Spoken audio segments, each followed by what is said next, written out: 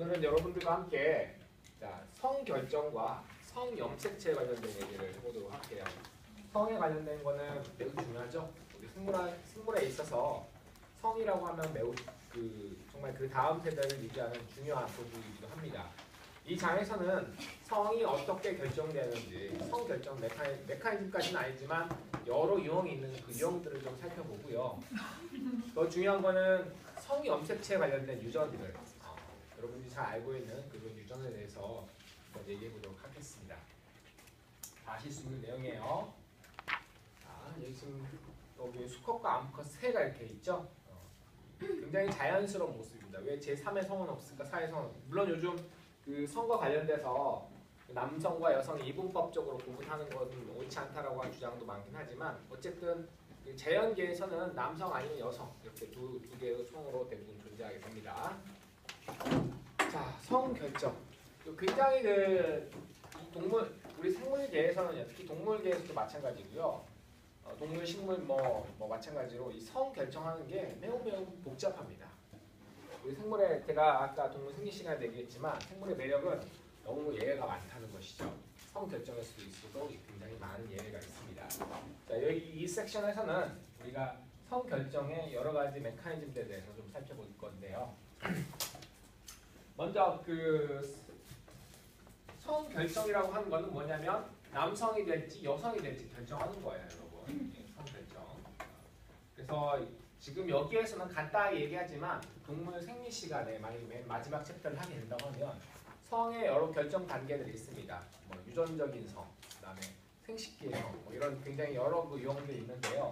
여기서는 어쨌든 남성 또는 여성으로 발생하는 그런 어떤 과정들을 우리가 성 결정이라고 얘기를 하도록 하죠. 정의라고 합시다.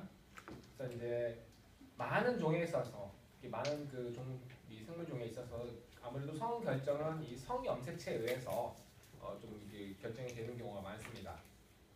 우리 사람이 그러니까 사실 사람 기준으로 보면은 모든 세상이 사람으로만 봐야 되는데 실제로 이 경우는 아주 그렇게 많지는 않아요, 사실은. 그렇게 많지는 않습니다. 예를 들어 이제 X와 Y 우리 사람처럼 X와 Y 가지고 있어서 이 성염색체를 차등적으로 갖게 되죠, 남성과 여성이. 그렇게 해서 우리가 성을 결정하는 그 메커니즘도 있지만 또 그 외에 환경적으로 결정되는 상당히 무척 동물에서는 많이 존재하고요. 그 다음에 행동적으로 또 결정되는 행동적 상호작용에서 결정되는 성들도 있습니다. 희한한 경우도 많이 있죠. 뭐 우리 사람의 예를 먼저 한번 들어보도록 하죠. X, Y. 여러분 아시죠? 설명 안 해도 알 겁니다. 사람은 22개의 상염색체에 X와 Y를 갖게 되죠. 그래서 X 2개 또는 X, Y 하나씩 이렇게 갖게 되는 겁니다.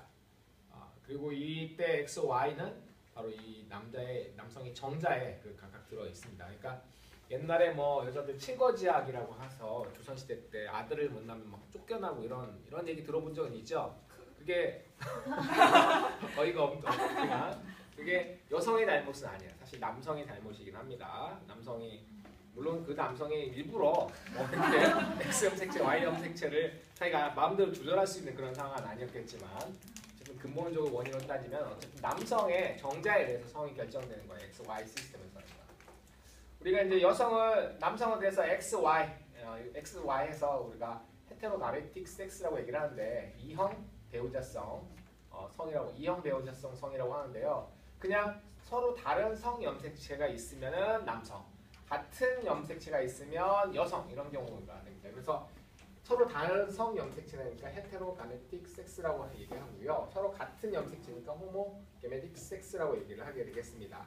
그래서 뭐 여성인 경우에는 22개 상염색체에 2개의 X를 가지고 있겠죠. 자, 그래서 이렇게 됐고요. 그래서 이렇게 좀 어색한 장면이긴 하지만 남성과 여성을 이렇게 그려왔습니다. 키도 비슷해요. 힐을 신었구나. 네. 힐을 신었어요. 네. 44 플러스 XY, 44 플러스 X. 이렇게 XY 시스템. 우리 포일에서 흔하게 볼 수 있는 시스템이 되겠죠. 자, 그런데 이 포일 같은 경우에는 이 Y 크로모솜이 도대체 무엇이길래 여러분들도 지금은 아실 거예요. 그냥 Y 크로모솜에 어떤 유전자가 없으면 기본적으로 여성이 되게 됩니다. 우리는 여성이 되게 되는 그런 시스템으로 가 있어요. 그러니까 디폴트는 여성이 되겠습니다. 도대체 그러니까 두 개의 x 뭐 x 그럼 y가 왜 그 성결정이 중요하냐면은 XXY 가진 사람도 남성이 돼요. 그죠? y가 하나라도 있으면 외부 생식기적으로 남성이 뜨게 되고요. y가 없고 x제로 이걸 우리가 XXY를 클라인 팩터라고 얘기하죠. 그다음에 x제로를 터너라고 얘기를 합니다. 터너 증후군, 클라인 팩터 증후군 얘기하는데 x제로인 경우에는 y가 없기 때문에 여성이 되는 거예요. 그래서 XXY와 x제로를 보니까 y가 XY 시스템에서는 결정적으로 그 성 결정하기 중요하다라는 얘기죠. 그러면 도대체 Y 염색체는 뭐가 있느냐? 자, SRY라고 하는 수컷으로 되는 발생할 수 있도록 하는 유전자가 갖고 있습니다. SRY. Y 염색체 유전자가 그렇게 많지 않은데요. 그러니까 얘는 Y 염색체의 존재 이유가 다름없어요. SRY라고 하는 거는요.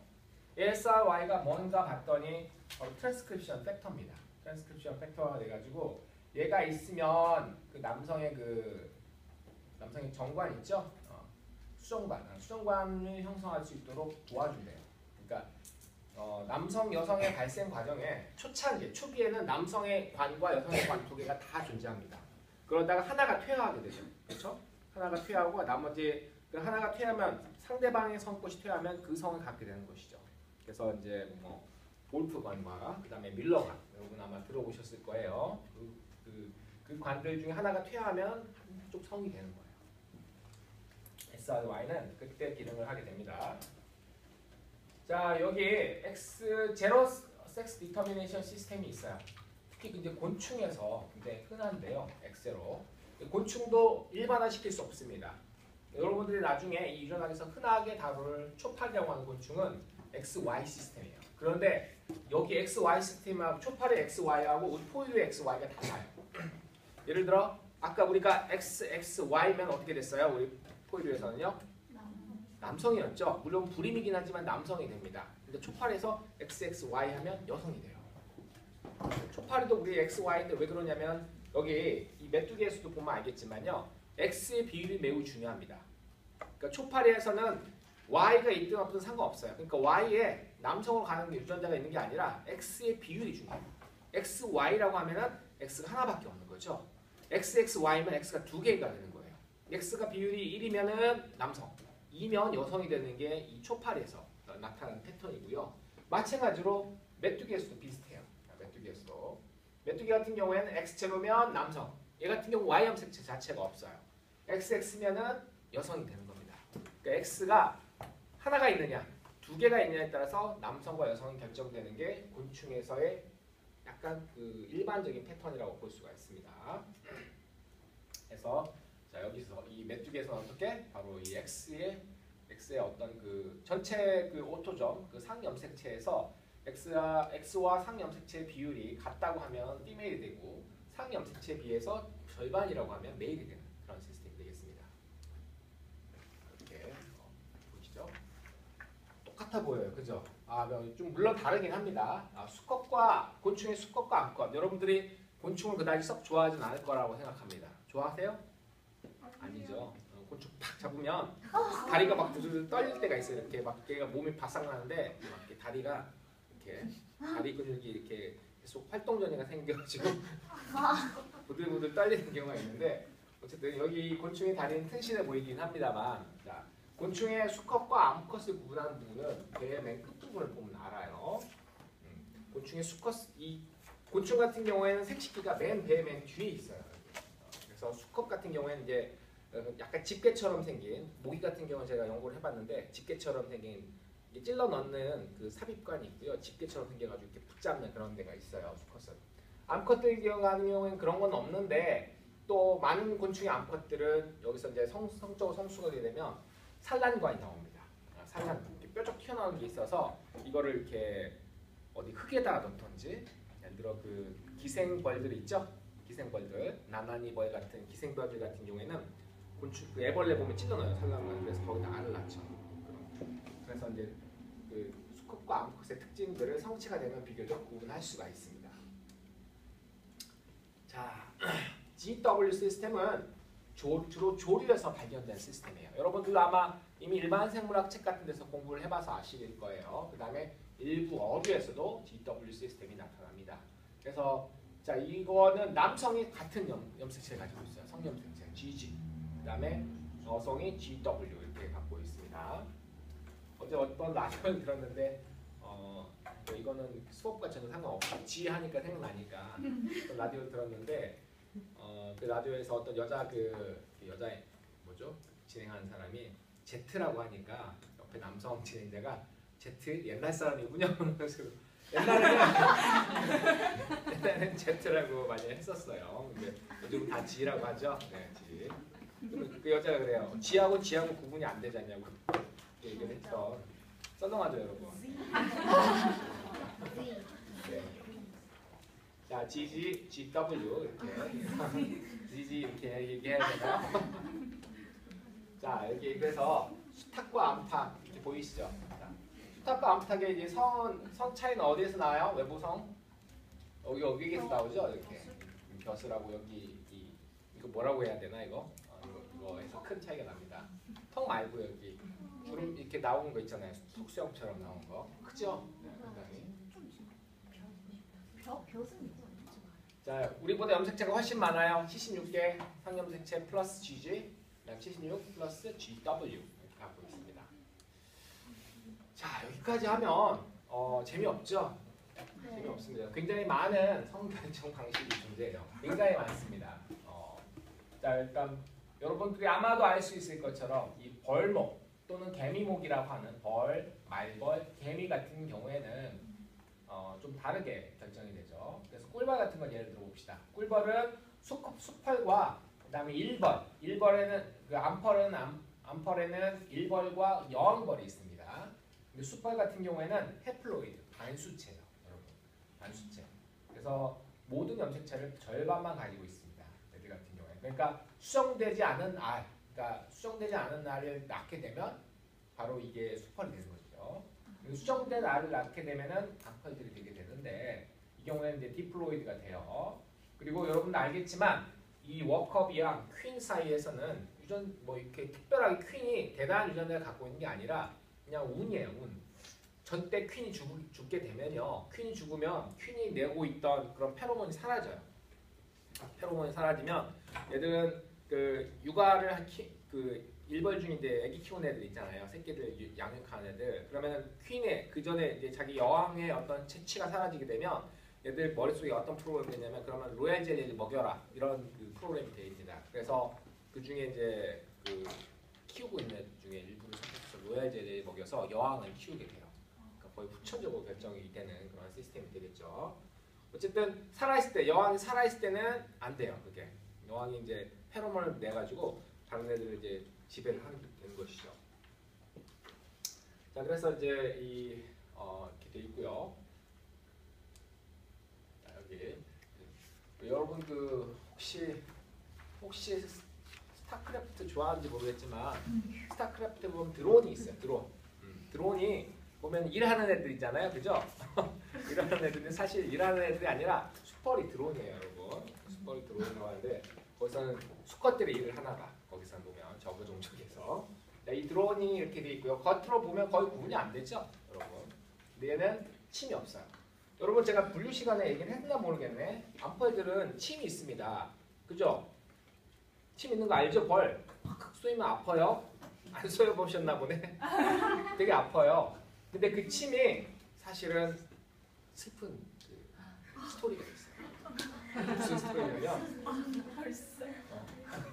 무슨 스토리냐면 이 침이 그 여왕벌은 계속 생식기를 쓰잖아요. 알을 낳기 때문에. 그런데 일벌들은 생식 케어 안 해요. 못하죠. 그 생식기가 변형된 게 침이에요. 여성의 생식기가. 그래서 그 침으로 변형됐기 때문에 몸의 내장기관인 거죠. 그래서 얘들은 침을 한번 쑤면은 내장이 다 빠져요. 그래서 죽음을 맞이하게 됩니다. 보통은. 말벌 같은 경우에는 말벌의 수펄과 나펄이 전부 다 갖고 있는 걸 봐서는 그건 여성의 생식기가 배형된 게 아니기 때문에 말벌은 여러 번 쏴도 안 죽는다라는 얘기는 여러분 들어보셨을 거예요. 그죠? 그래서 슬픈 전설이 있는 것이죠. 이들의. 그래서 생식기가 뒤쪽에 있기 때문에 침도 사실 뒤에 있어요.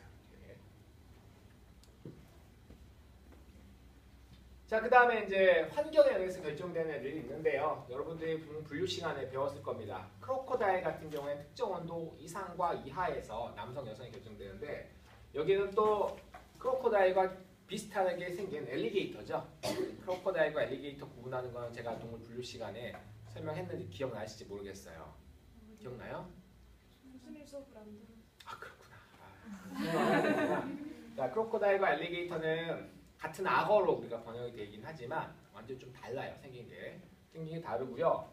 분포하는 지역도 좀 다릅니다. 엘리게이터 같은 경우는 주로 저 대륙 쪽이 어디죠? 북미, 남미 대륙 쪽에 주로 있어요. 엘리게이터는 공격성이 좀 약하고요.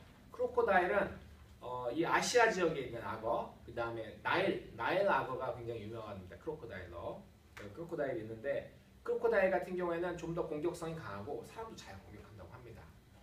그리고 바다에서도 헤엄을 쳐다녀요, 애들이. 그래서 그 동남아시아 같은데 바다 위에서 막 악어들이 헤엄쳐 다녀요. 그런 애들이 다 크로코다일이고요.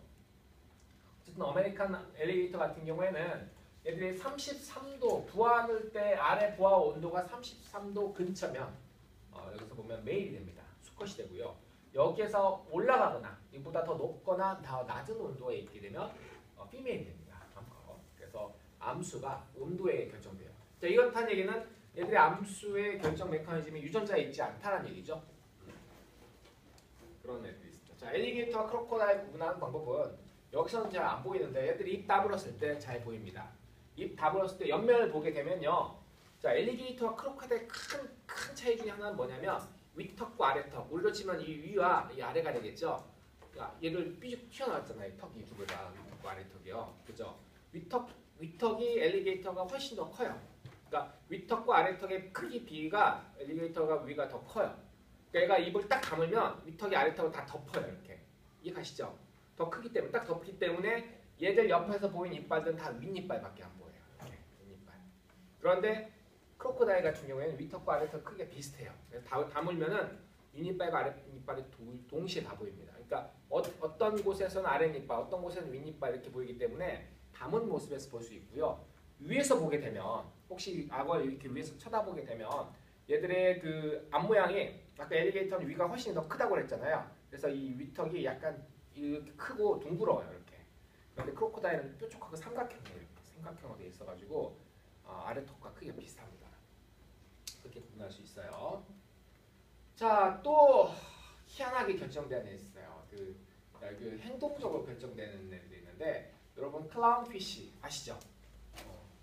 파인딩 니모 거기서 나오는 니모와 니모 아빠가 클라운피쉬가 됩니다. 우리가 흰동가리라고 이렇게 보통 얘기를 하죠. 흰동가리인데요.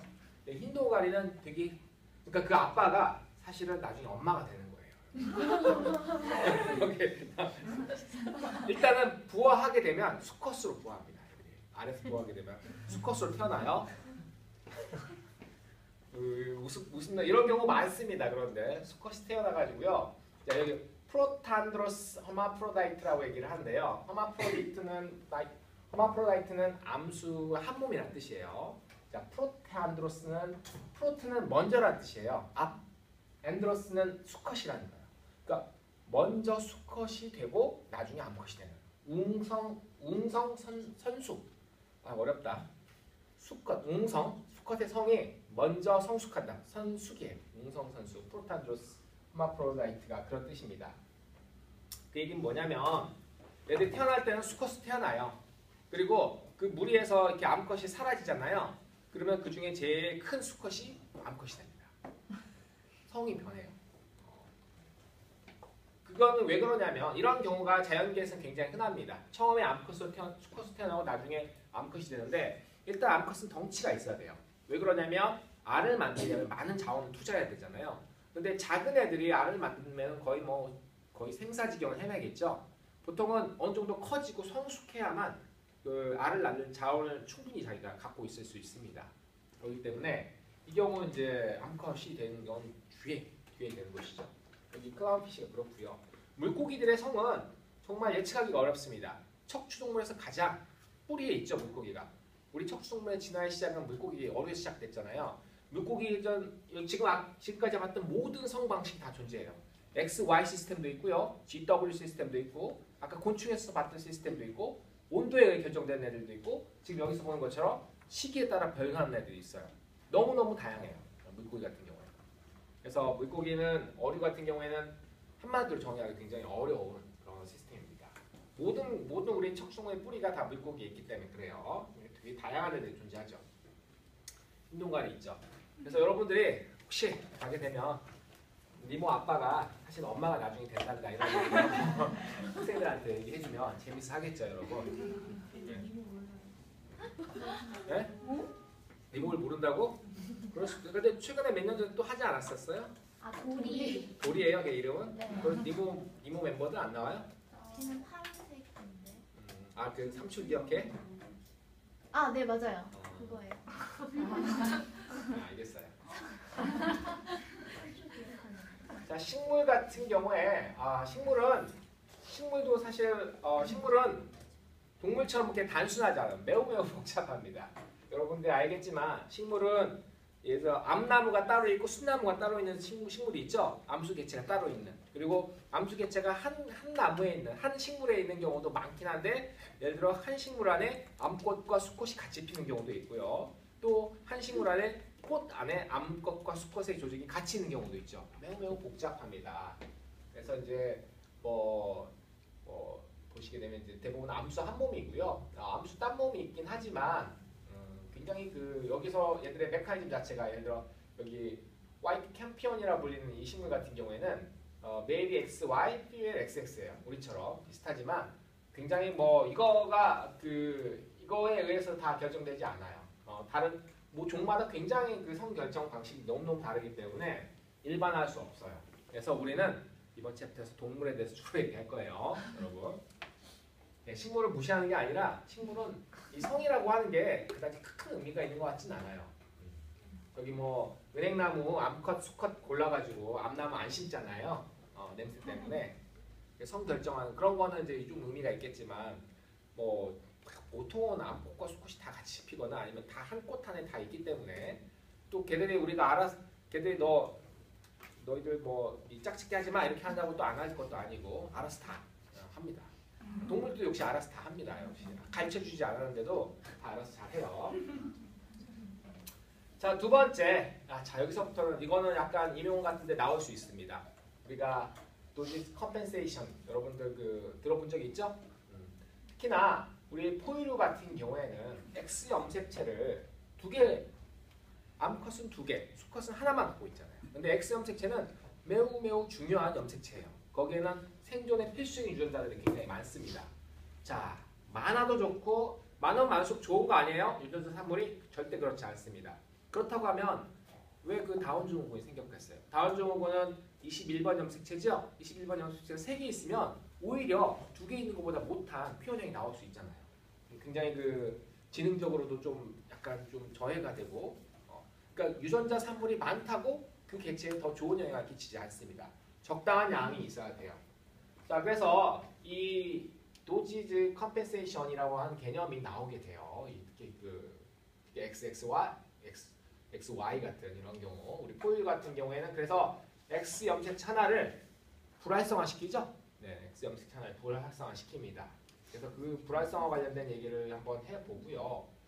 자, 그래서 이 X 염색체 불활성화가 어떻게 일어나는지도 한번 보도록 합시다.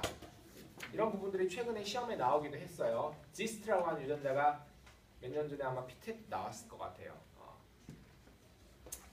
자, 이 노디스 컴펜세이션. 자, 제가 아까 얘기한 것처럼 X 염색체의 중요한 유전자 많이 있습니다. 많이 있어요. 그렇다고 많다고 더 좋은 것도 아니고요. 적당히 있어야 좋은 것이죠.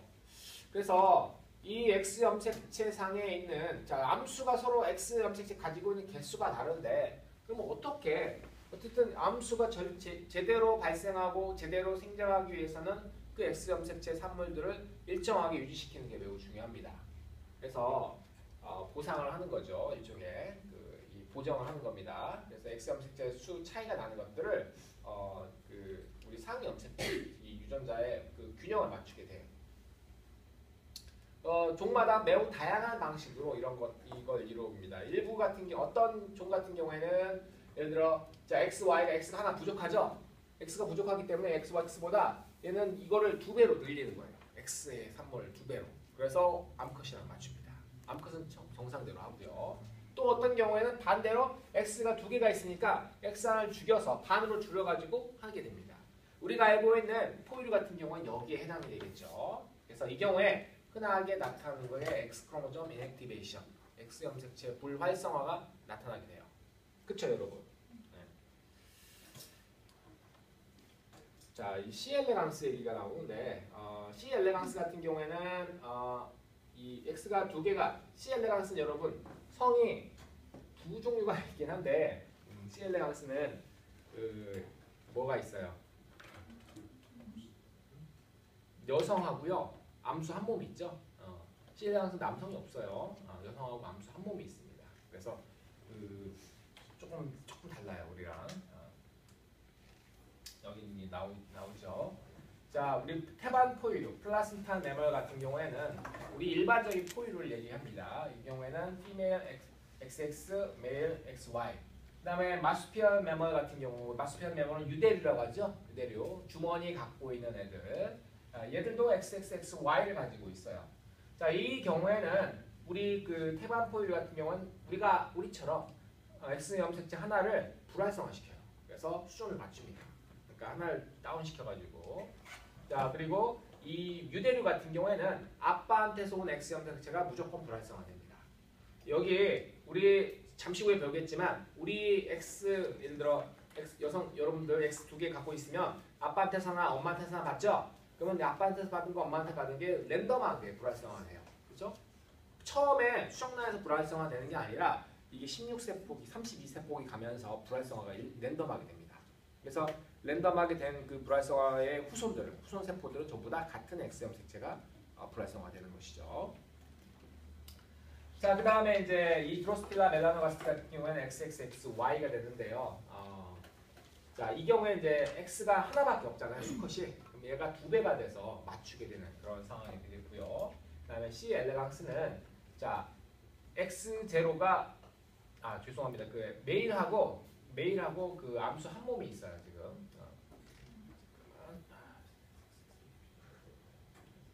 자, XX 플러스 이 스타가 지금 이게 암컷이 아니라 이게 암수 한 몸이에요. 그리고 X0가 수컷이 된다고 합니다. 그러니까 수컷과 암수 한 몸이 있는 경우가 되겠죠.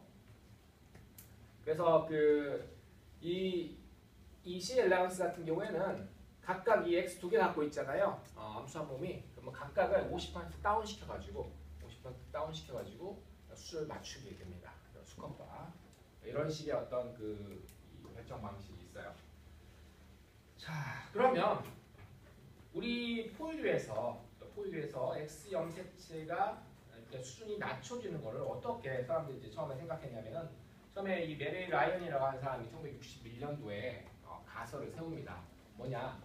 각각 그 보면 X 염색체가 있잖아요. 그 중에 하나가 불활성화될 것이다. 우리 그 일반 체세포에는. 그리고 그런 불활성화 같은 경우에는 랜덤하게 될 것이다라고 이제 얘기를 합니다. 이걸 우리가 라이언 하이퍼세시스라고 얘기를 하는데요.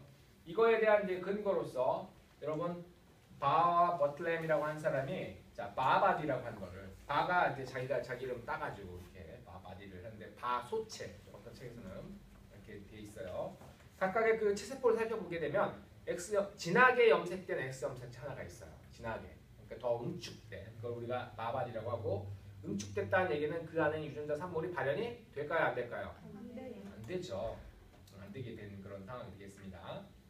그 다음에 또 암컷 이 암컷 포유류에서 굉장히 예를 들어 이제 X 염색체상의 유전자가 몸에 따라서 굉장히 차별적으로 이렇게 몸에 어떤 곳에서는 이것이 발현되고 어떤 곳은 저것이 발현되는 그런 상황이 됐어요. 여러분 알고 있는 칼리코 캣이 바로 그런 해당 상황인데요. 자, 여기 바바디를 지금 현미경으로 보여주고 있어요. 지금 바바디 진하게 염색된 부분. 그 다음에 액티브한 X 크로모솜이에요. 자, 그러니까 훨씬 더 응축이 돼 있다라는 얘기죠. 바바디 같은 경우에. 그리고 이거는 이 칼리코 캣인데요. 이 고양이 같은 경우에 흰 무늬 있는 쪽은 해당 사항이 없습니다. 흰 무늬가 이 흰 곳은요. 색소를 만드는 다른 염색체, 다른 유전자의 또 결핍에 의해서 뭐 이루어졌다고 하거든요. 그러니까 그 부분이 아니라 이 뒤쪽 부분, 여기 오렌지색이랑 검정색 부분 있잖아요. 이 오렌지색 부분은 얘는 헤테로인 거예요. 이쪽 X형식상에서 이 검정색과 오렌지색에 있는 그 부분이 헤테로여서 어떤 여기 이 부분은 검정색 그 대립유전자 갖고 있는 애들이 불활성화된 거예요. 검정색 부위는 오렌지색 갖고 있는 애들이 불활성화된 거겠죠. 이런 식으로 언론 무늬가 이렇게 나타나게 됩니다. 이게 이제 카니코 캣이라고 얘기를 하죠. 자, 이들의 메커니즘을 보게 되면 보시게 되면 이렇게 되어 있습니다. 카니코 캣이든지 아니면 기타 쥐에서도 이 비슷한 패턴이 나타나는데, 자, 이 털을 검정 털과 흰 털, 여기서는 이제 이 쥐의 그냥 이 예시를 보여주기 위해서 검정색과 흰색을 얘기를 하고 있어요. 자, 라지 B와 스몰 B가 되어 있는데, 자, 이 원래 그 수정란에서 발생을 하게 되면 이렇게 하나, 둘, 셋, 넷, 뭐 부세포기인가? 부세포기가 있을 수 없는데. 이렇게 되게 되면 애들이 각자 이 파란색과 빨간색 염색체가 랜덤하게 응축이 됩니다. 이렇게 바바디를 형성하게 되죠. 그래서 예를 들어 이 빨간색이 되어 있는 이 바바디 같은 경우에는 스몰 b가 유전자가 나오게 되겠고요. 스몰 b에 의해서 흰색, 파란색은 라지 b에서 검정색, 이런 식으로 이렇게 패턴을 나타내게 됩니다. 그래서 얼룩거리는 패턴이 나타나게 되죠. 수컷에서는 저런 패턴이 나타날까요? 그러면 안 나타나죠? 네.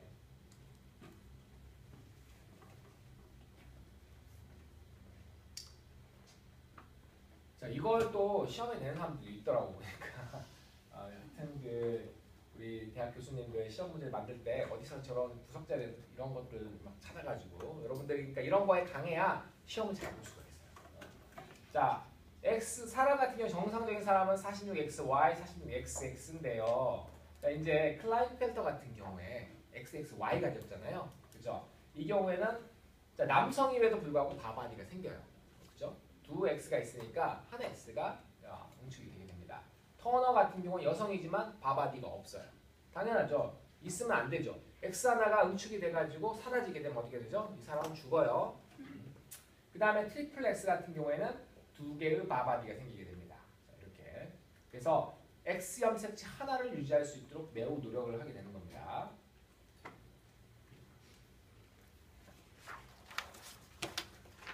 자, X 염색체가 그러면 도대체 어떻게 응축이 되느냐? 이 메커니즘에 대해서는 유전학 책에서도 많이 나오고 있고 요즘 일반 생물학 책에서도 설명이 되고 있습니다. 봤더니 X 크로모솜에 어떤 유전자 부위가 있어요. 자, X 이넥티베이션 센터라고 불리는 우리가 여기 X와 I와 C를 따서 우리가 XIC, C이라고 얘기하는데 이 C 부위가 있는데요. 자, 이 부위에서 이 유전자가 있는데 이 유전자의 산물은 단백질이 아니에요. 얘 유전자의 산물은 RNA입니다. 그러니까 이 산물을 계속 RNA를 만들어가지고 이 RNA가 바로 자기가 발현된 그 유전자 자기가 발현된 염색체에서 발현돼가지고 그 염색체를 덮어요. 얘가 계속 덮습니다. 이게 염색체를 덮다 보니까 염색체가 응축이 되고 염색체가 응축이 되니까 이제 바바디를 형성하게 되는 겁니다.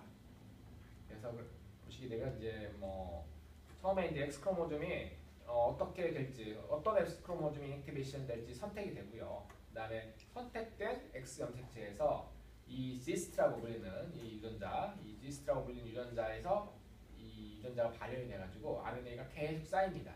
이 RNA가 어디에 각각 그 염색체를 덮게 되고요. 그 염색체를 그리고 여러 또 다른 단백질이 함유하게 되면서 이것들을 응축시켜가지고 바바디를 만들게 되고요. 이렇게 만든 바바디는요. 얘들의 세포 분열을 한다든지 이럴 때도 계속 같은 X 염색체가 유지가 돼요.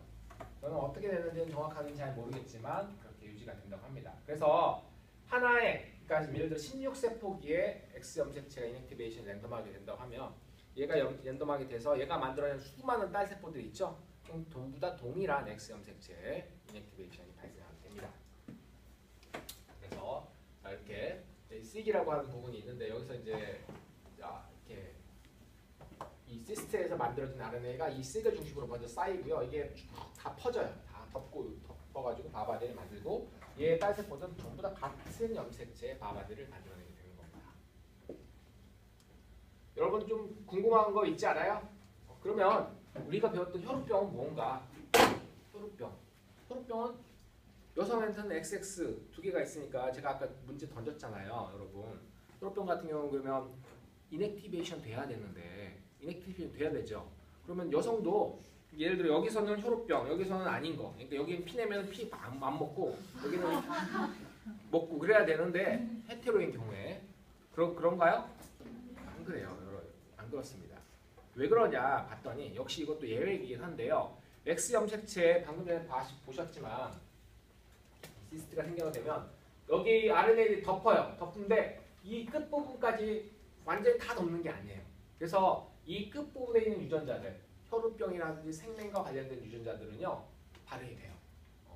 이게 특별히 우리 그 생존에, 그러니까 얘들이 과발현된다 하더라도 우리 생존에 없는 지장이 없는 유전자들이 있겠죠. 그러니까 우리가 지금 살아있지, 그렇죠? 그런 부분이 이제 있습니다. 예외가. 왜 그렇지? 막 그렇게 생각할 수 있잖아요, 여러분. 생각했었죠? 네. 네, 다행입니다.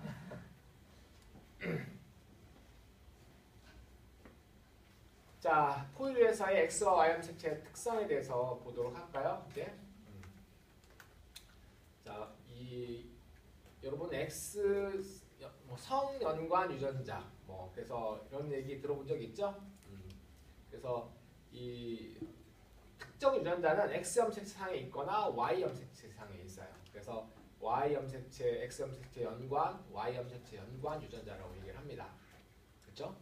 그리고 이제 이런 X 염색체 연관 유전자와 Y 염색체 연관 유전자는 유전되는 패턴이 일반 상 염색체랑 많이 달라요. 그렇기 때문에 고등학교 일반 그 생명과학 5학년이라든지 이런 데서 시험이 많이 나오겠죠. 패턴이 똑같으면 재미없으니까. 자, X와 Y 염색체 같은 경우에는 뒤에 그림에도 나와 있지만 이 X와 Y 염색체는 자, 그 감수 분열할 때 서로 이렇게 접합을 해요. 이렇게 그렇죠? 붙어요. 사분 염색체 만들 때 같이 있습니다. 그러면 두 염색체는 사실은 그렇게 붙으려고 하면 비슷한 부위가 있어야 돼요. 서로 시퀀스가 비슷한 부위. 그래야 거기서 교차든지 아니면 거기 사분 염색체 일어날 때 그래서 붙게 되잖아요. 그 부분이 바로 슈도 오토즈말 리전이에요. 그러니까 오토즈말 상 염색체 비슷한 부분이 그런 그 유전자들이 있는 거예요. 그래서 가짜 상 염색체 유전자죠. 가짜. 실제로 서로 이렇게 상동인지는 잘 모르겠지만 어쨌든 이 부분을 통해 가지고 애들이 이제 붙어 있습니다. 그래서 여기 보면 크게 이제 두 부분들이 이렇게 세 부분으로 나왔는데요. 여기 빨간색 부분, 노란색 부분, 초록색 부분 이런 부분들이 이렇게 있어가지고 이 둘이 붙을 수가 있어요. 그래서 그 얘기가 있습니다.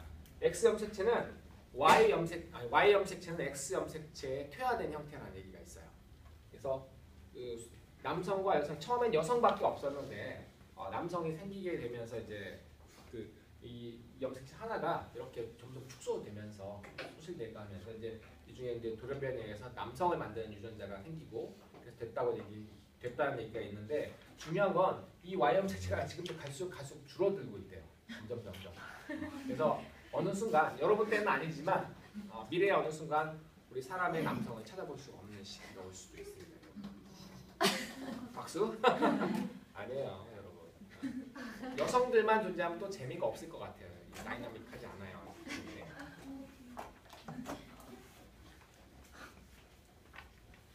자, X 염색체 연관 유전자의 그 유전 패턴에 대해서 보도록 하죠. 여기 토마스 헌트 모건의 실험이 있습니다. 실험이 있고요. 그다음에 그 X 염색체 연관 유전자들 가지고 교배 실험한 결과들도 우리가 한번 살펴보도록 하죠. 여러분 다 아는 내용일 수 있어요. 자, 제가 아까도 설명한 것처럼 X 염색체 위에 있는 유전자들은요 일반 상 염색체와 달라요. 그 이유는 여성은 X가 2개, 남성은 X가 하나밖에 없기 때문에 그래요. 그리고 아들들은 그 X를 누구한테 받아요? 엄마한테만 받죠? 엄마한테만 받아요. 그다음에 딸들은 아빠, 엄마한테 반씩 받게 되죠. 그래서 이제 그럼 서로 그 균등하지 못한 어떤 그런 상황이 되기 때문에 얘들은 좀 일반 상 염색체와는 다른 패턴을 나타내게 됩니다. 자, 남성 같은 경우에는 헤미자이거스라고 해요. 우리가 반접합성이라고 하는데 왜냐하면 얘들 같은 경우에는 이제 상대가 된 X가 없잖아요. 하나밖에 없기 때문에 우리가 헤미자이거스라고 얘기합니다. 그래서 한 카피만 갖고 있고 그렇기 때문에 여성과는 다른 그 유전자 발현 패턴도 나타나게 되죠. 자, 이제 초파를 연구한 토마스 헌트 모간에 대해 얘기해 보도록 합시다. 이 사람은 되게 연구 욕심이 많았던 사람이라고 해요. 여러분들이 이 유전학 책의 여러 곳을 보게 되면 이 모간의 흔적들이 나타나게 됩니다. 여러분들이 알고 있는 그 연구를 통한 유전자 지도 작성 모간이 해고요. 여기 보시게 되면 이 X 성염색체의 유전, X 염색체상에 유전자가 있다라는 거 밝힌 것도 모간이에요. 특정 그 형제들이 성염색체 연관 유전에 대한 패턴도 분석한 사람이고요. 굉장히 그 다양한 연구를 많이 했습니다. 자, 책에 나오는 얘기인데요. 이 모간이 무슨 연구를 했냐면 되게 다양한 연구를 동시에 진행했대요. 이 사람이. 서로 관련이 없는. 그 중에 하나가 뭐냐면 어두운 데 넣어놓으면 눈이 태어나는 애들 있잖아요. 여러분들 동굴에 사는 동물 중에 눈 없어진 애들 많거든요. 그걸 연구해보고 싶은 거예요. 초파리 어두운 것을 계속 키워요. 돌연변이 만들면. 그래가지고 눈이 없어지는지 되게 잘 안 되겠죠? 생각보다 쉽지 않았습니다. 근데 2년의 노력 끝에 드디어 눈이 하얀 애들, 화이트 아이라고 불리는 이 눈이 하얀 돌연변이 초파리를 만들게 됐어요. 찾아내게 됐어요. 그리고 얘를 순계교배 시킵니다. 자, 순계라고 하는 거 다시 또 떠올려 보세요. 순계라고 하는 건 뭐예요? 얘를 교배했을 때 똑같은 애들이 나오는 거죠. 그런 애들을 우리가 트루 브리딩, 순계라고 얘기합니다. 얘가 너무 얘를 좋아하는 나머지 얘 키우는 병이 있잖아요. 이거를 자기 집에 갖고 와서 침대 옆에 놓고 자고 아침 들고 이렇게 왔다고 해요. 책에 그런 사례가 나와 있습니다. 얼마나 애지중지했는지 모르겠어요. 자, 그래서 이렇게 크게 들여놓으면 크지. 여러분들 집에서 초파리 끓는 거 본 적 있죠? 네, 초파리 되게 작아요.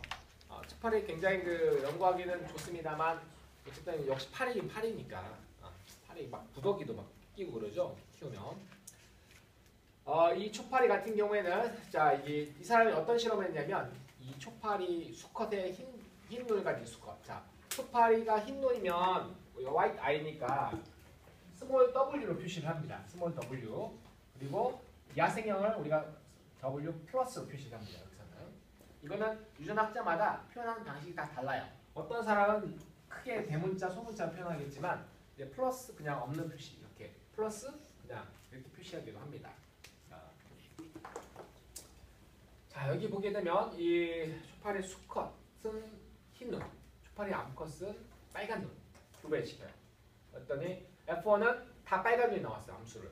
그렇다는 얘기는 뭐예요? 뭐가 우성이다? 빨간 눈, 흰 눈. 빨간 눈이 우성이라는 얘기죠. 자, 빨간 눈, 흰 눈 우성이고요. 얘를 교배시켜서 자가 교배시켜서 F2를 얻었어요. F2를 얻었더니 어때요? 자, 흰 눈 밑에 있다 나오겠죠? 자, 빨간 눈의 수컷, 빨간 눈의 흰 눈의 수컷. 근데 암컷에서는 흰 눈이 전혀 안 나왔어요. 그렇죠? 흰 눈이 전혀 안 나왔습니다. 이런 패턴이 나왔고요. 그다음에 이제 지금 이 경우에는 수컷 흰 눈하고요. 그다음에 F1에서 온 암컷, F1 암컷 같은 경우는 얘 헤테로죠. 흰 눈과 W와 W 플러스 헤테로를 가지고 있겠죠. 여기 얘를 교배시켜서 얻었더니 예를 들어 이제 수컷도 1대1, 암컷도 거의 1대1의 패턴으로 나타났습니다. 일종의 검정 교배예요, 여러분. 자, 교배 결과는 이렇습니다. 첫 번째, 자 F1에서 모두 붉은 눈의 그 수컷 암수 8위를 얻었고 F2에서는 자 수컷 같은 경우, 암컷 같은 경우에는 이제 2,459, 그 다음에 수컷 흰 눈은 암컷 빨간 눈 2,459, 수컷 빨간 눈 1,011. 암컷의 흰 눈이 전혀 없었죠. 그 다음에 수컷 요 숫자로 나왔습니다. 자, 검정교배 결과 원래 검정교배 하게 되면 1대1 대 1대1로 나와야 되는데 약간 달라요. 129대 131대 88대 86 이런 패턴이 나왔어요. 자, 그렇다는 얘기는 뭐냐면 자, 제가 아까 설명한 것처럼 일단 F1에서 빨간색이 다 나오는 걸로 봐서는 이 야생형인 붉은색 눈이 우성이다 라는 걸 알 수 있습니다. 그 다음에 F2에서는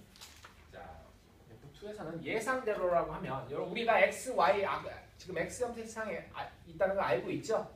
그렇기 때문에 예상대로라고 하면은 75% 매일 25% 그러니까 그 예상대로는 상염색체에 있다고 하면은 3대1로 나와야 돼요. 그죠? 3대1, 3대1. 그런데 그렇게 나오지 않아요.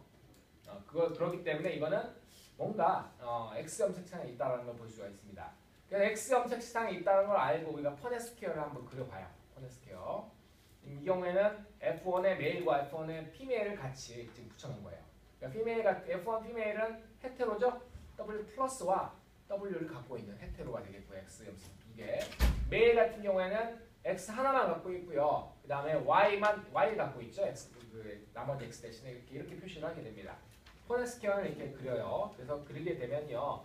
자, 이 네모칸 중에 세 칸은 지금 얘는 헤테로로 붉은색 눈, 얘는 호모로 붉은색 눈, 얘는 이 W 플러스 타입만 갖고 있기 때문에 붉은색 눈이지만 얘는 여기서 W 즉 흰 눈을 가지고 있는 X를 갖고 있기 때문에 흰 눈을 가지게 돼요.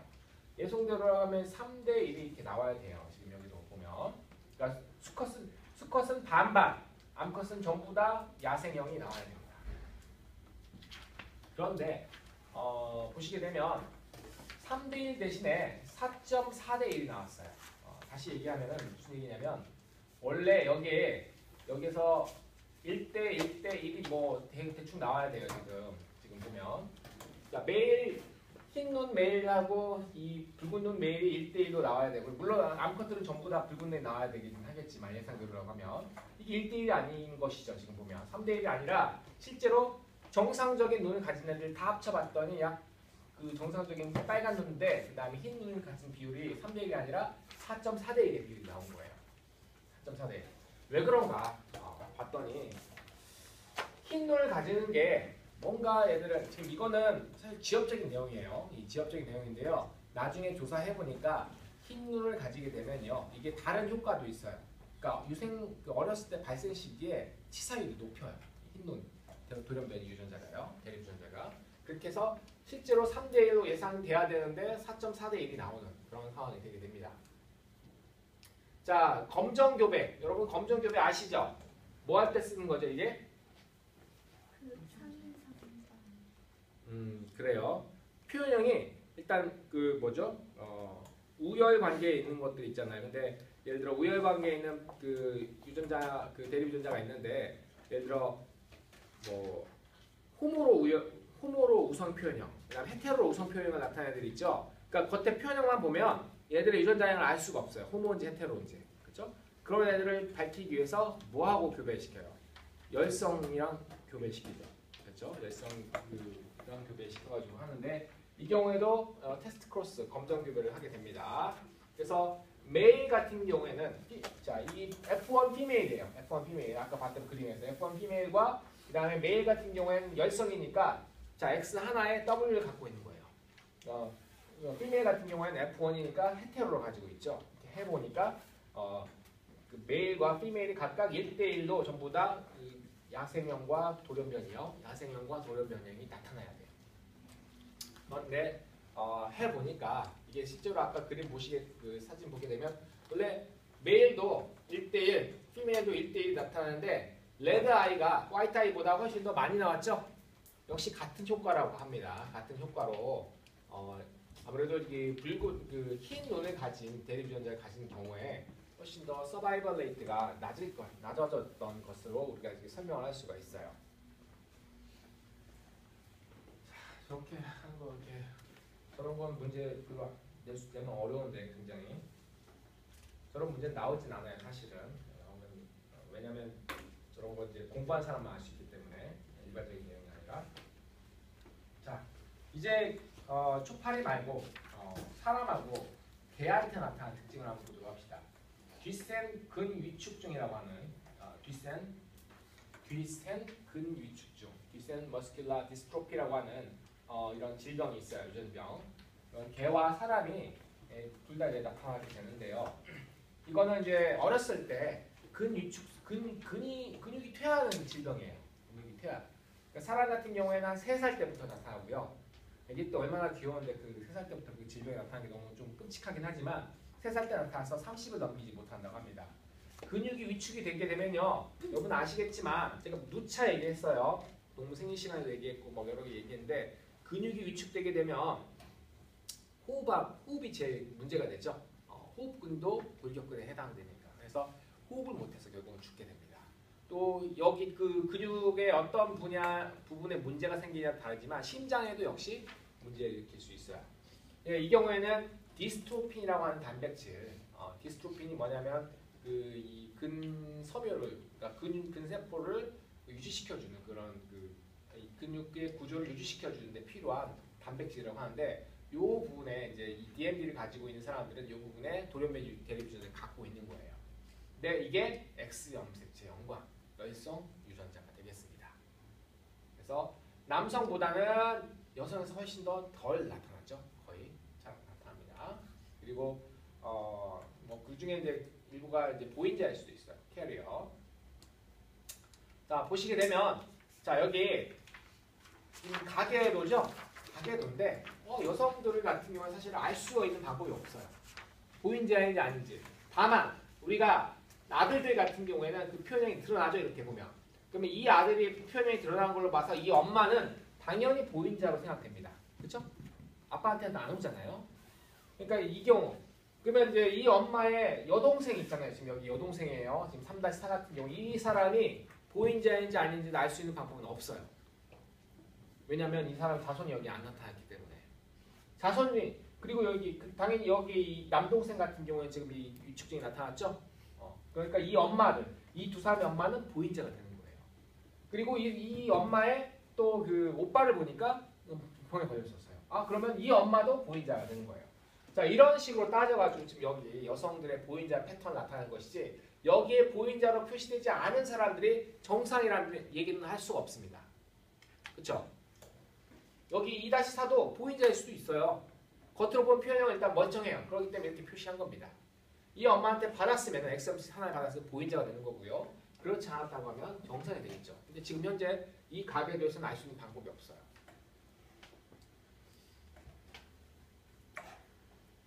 남성과 이런 X염색체 연관 유전자의 패턴의 특징은 뭐냐면요.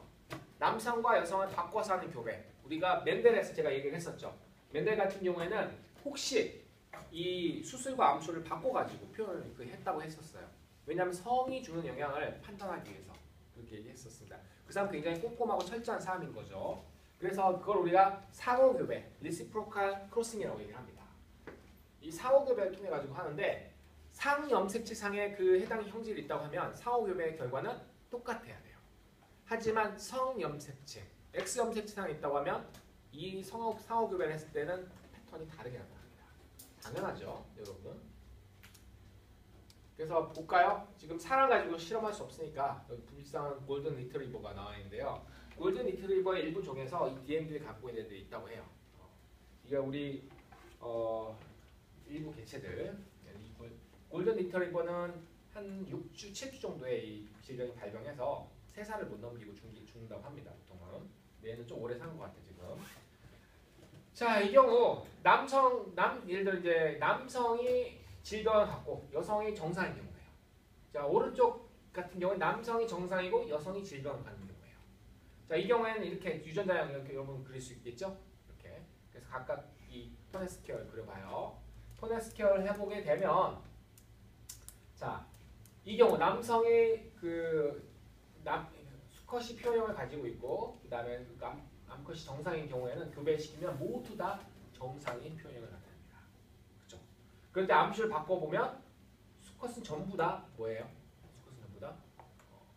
수컷은 전부 다 이 DMD라고 하는 질병을 갖고 태어나죠? 얘와 얘의 결과가 어때요? 동일한가요? 동일하지 않죠. 자, 이 상호교배, 암수를 바꿔서 한 상호교배를 해봤더니 패턴이 다르게 나왔다? 이거는 성염색체 상에 있는 유전자라 여러분들이 판단을 하셔야 됩니다. 이해가시죠? 오늘 수업은 여기까지.